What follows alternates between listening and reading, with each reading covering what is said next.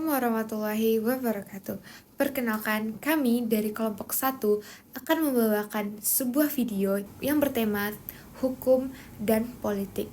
Krisis kepercayaan terhadap hukum di lingkungan kampus dengan tema hukum, kampus, dan suara yang terabaikan.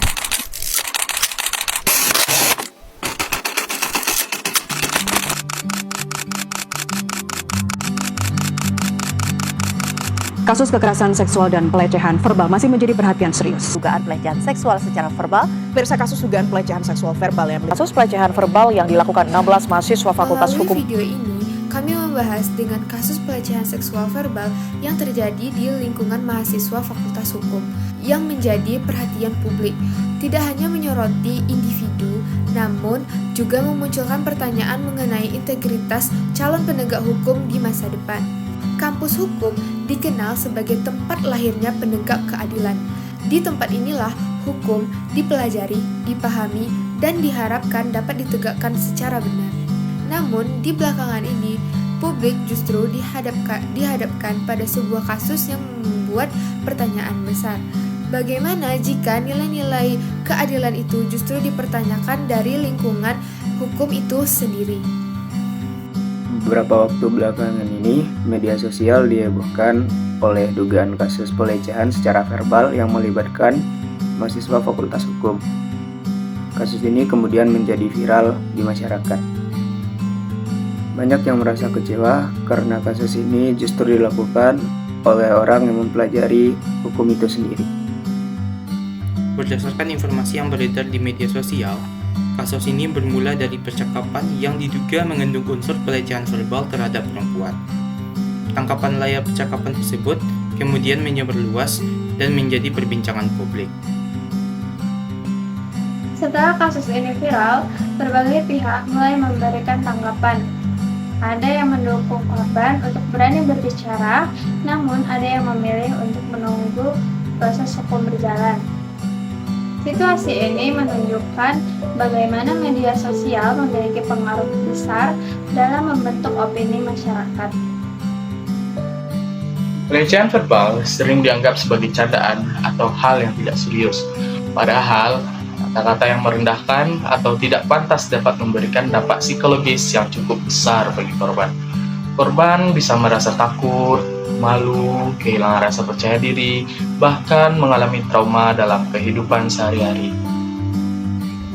Nah, kasus ini menjadi sorotan karena melibatkan mahasiswa hukum. Sebagai calon penegak, mereka seharusnya memahami batasan antara kebebasan berbicara dan tindakan yang melanggar etika. Hal ini kemudian menimbulkan pernyataan sebagaimana moral dan integritas generasi penerus hukum di masa depan. Kasus ini menjadi sorotan karena melibatkan hukum. Sebagai calon penegak hukum, mereka seharusnya memahami batasan antara kebebasan berbicara dan tindakan yang melanggar etika.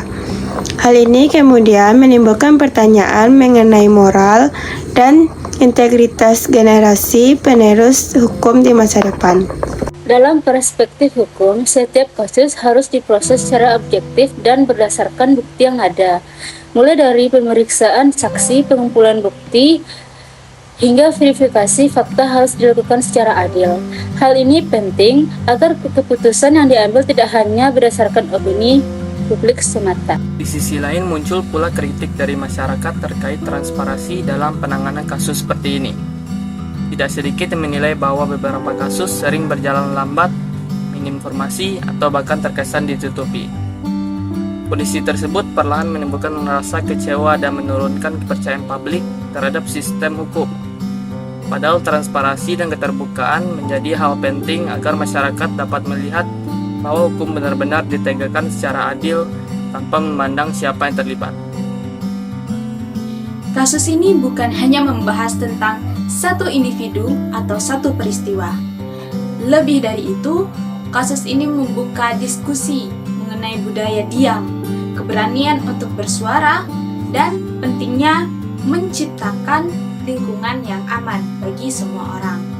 Karena pada akhirnya hukum seharusnya hadir untuk melindungi, bukan membuat masyarakat kehilangan kepercayaan. Sebagai generasi muda, terutama mahasiswa, kita kita mempunyai tanggung jawab untuk menjaga nilai keadilan dan nilai kemanusiaan. Kasus ini menjadi pengingat bahwa pendidikan hukum bukan hanya untuk menaati aturan, tetapi juga sebagai bentuk nilai etika dan nilai integritas. Sebab masa depan hukum di negara ini akan berada di tangan generasi penerusnya.